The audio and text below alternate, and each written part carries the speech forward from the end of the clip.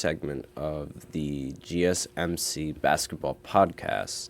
So, as I said before, we are going to discuss my personal NBA power rankings after last week, since ESPN recently hasn't updated their power rankings as of the last weekend.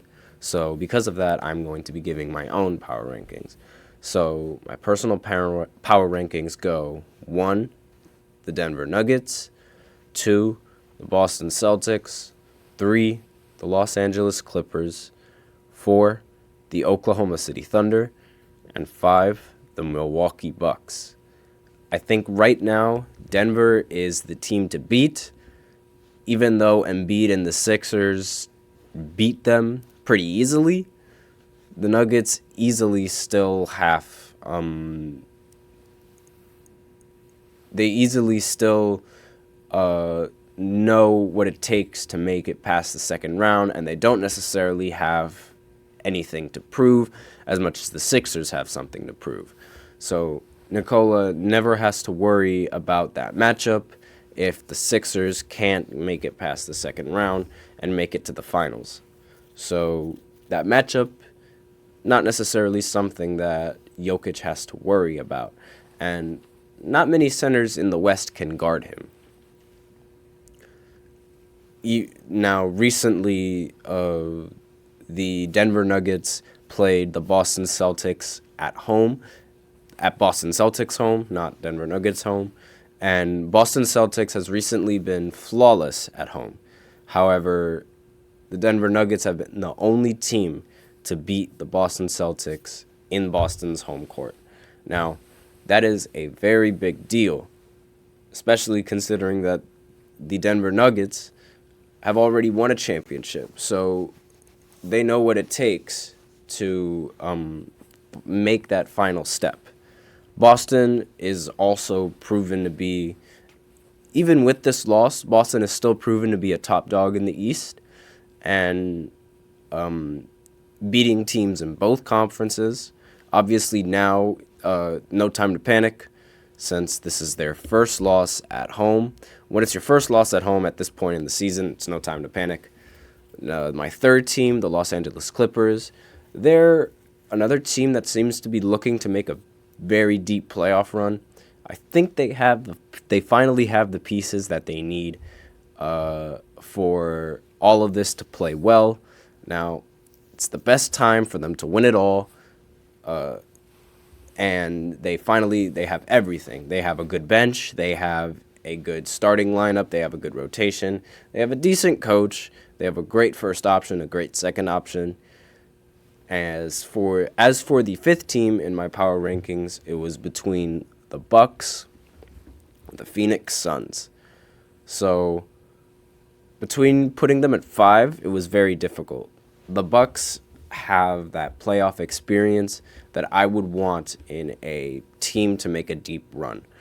They have Giannis Antetokounmpo, who has already won a championship, and I know Kevin Durant has won too, but me personally, those championships were, and that road to the finals with the team he had was incredibly easy compared to what Giannis had to deal with and what many other players have had to deal with. So, and with the team he has now, he has to step up and play much more of a role, because on that team with Golden State, you guys might argue, oh, well, he individually played well. That was because players couldn't double team him in the playoffs because they had to focus on guarding Steph and Klay Thompson.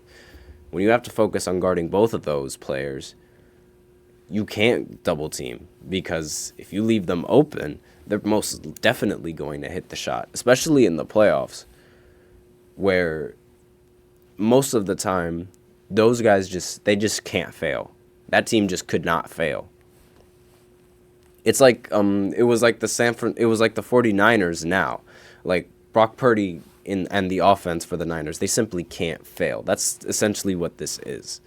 But back to basketball, every team in the West could put up a great series against each other, from the 1 seed all the way down to the 8th seed. I believe the playoffs are going to be very competitive in the Western Conference. As for the fourth pick in my power ranking, I have the Oklahoma City Thunder. I think that if the Thunder can prove they can play like this in the postseason, they have the finals appearance on lockdown. Shai is great in the regular season, but there's a lot of question of him being able to do this in the playoffs. And this is the same argument that a lot of people have had with the Clippers, who are very well known for blowing leads. It's like, okay, they can do this in the regular season, but what about in the playoffs? They both have to overcome a lot of these odds, make it past the first round at least. And as I mentioned before, the road for Boston and for the Bucks, it's much easier because they only have to worry about Embiid, and he tends to underperform in these moments. Not to mention the Bucks have a good matchup against Giannis Antetokounmpo. Random Twitcher is in the chat saying, "Sup host, digging the turtleneck. Thank you.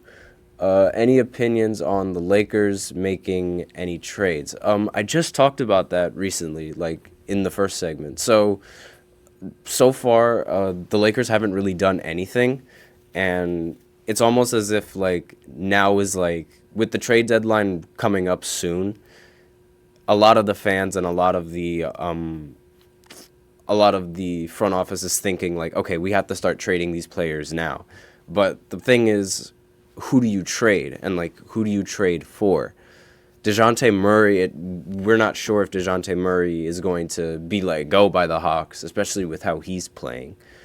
Zach LaVine, doesn't seem like Zach LaVine's going to be let go of either, because the Bulls are being the Bulls. This is what they do. What else? The Lakers, they've also recently just came off of a win with D'Angelo Russell. So it's like, is D'Angelo Russell finally starting to play well towards the end of the season?